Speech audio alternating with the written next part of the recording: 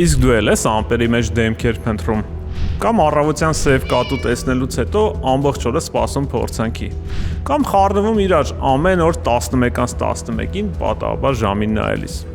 Գժվել ես ինչ է։ Ոչ, սա ուղեղի հերթական բզիկն է։ Այն միշտ փորձում է իմաստ գտնել, նույնիսկ այնտեղ, որտեղ այն պարզապես չկա։ Պատմեմ մի շատ հայտնի հետազոտություն։ Բասկետբոլում կա մի լեգենդ՝ hot hand կամ թեթև ձեռք։ Երբ խաղացողը մի քանի նետում իրար հետևից անվրեպ է կատարում, կարծես ձեռքը բացվում է ու բոլորը վստահ են, հաջորդ նետումն էլ կմտնի։ Դա դարձել էր իսկական լեգենդ։ Մարզիչները հավատում էին դրան, խաղացողները նույնպես, երկրպագուները առավել ևս։ 1985-ին հոկեբաններ Թոմաս Գիլովիչը, Ռոբերտ Վալոնը եւ Ամոս Թվերսկին վերցրեցին NBA-ի եւ ուսանողական լիգաների հսկայական տվյալներ եւ ստուգեցին 3 հաջող նետումից հետո արդյոք իրականում մեծանում է հաջորդ նետման հաջողելու հավանականությունը։ Եվ պարզվեց, որ ոչ մի բան էլ չի փոխվում։ Թեթև ձեռք գոյություն չունի։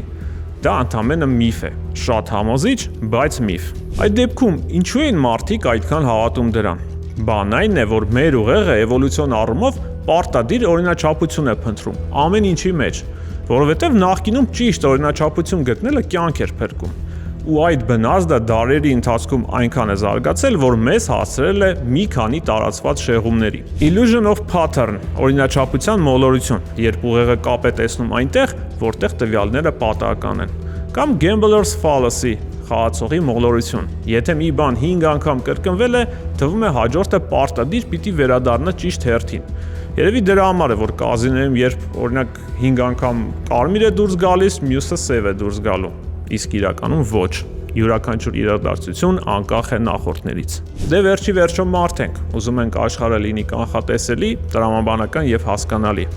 Բայց իրականությունն այն է, որ մեր կյանքում դեռ շատ մեծ տեղ ունի հասարակ պատահականությունը։